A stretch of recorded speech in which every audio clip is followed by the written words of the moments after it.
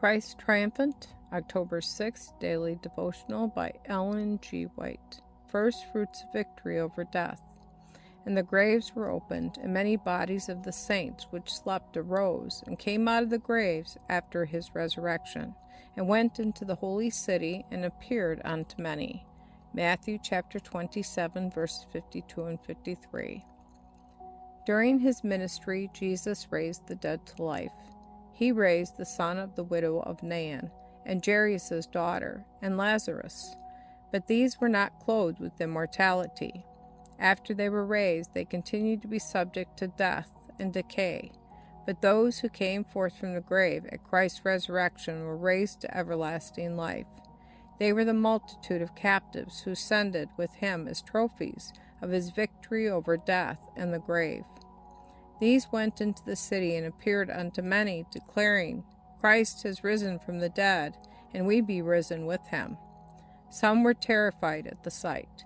They bore the most undeniable evidence, not only of their own resurrection, but of the resurrection of the crucified Redeemer. After his resurrection, Christ did not show himself to any save his followers, but testimony in regard to his resurrection was not wanting.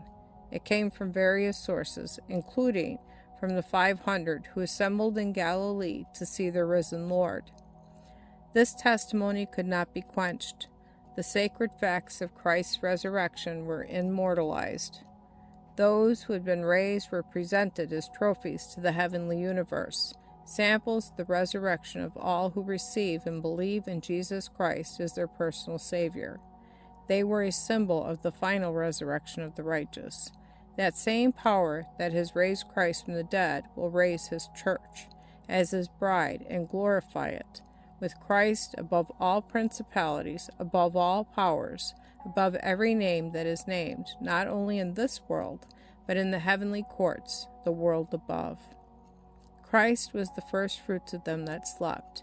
This very scene, the resurrection of Christ from the dead, was observed in type by the Jews at one of their sacred feasts, called the Feast of the Jews.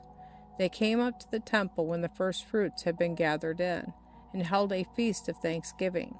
The first fruits of the harvest crop was sacredly dedicated to the Lord. As Christ ascends while in the act of blessing his disciples, an army of angels encircles him as a cloud. Christ takes with him the multitude of captives as his trophy.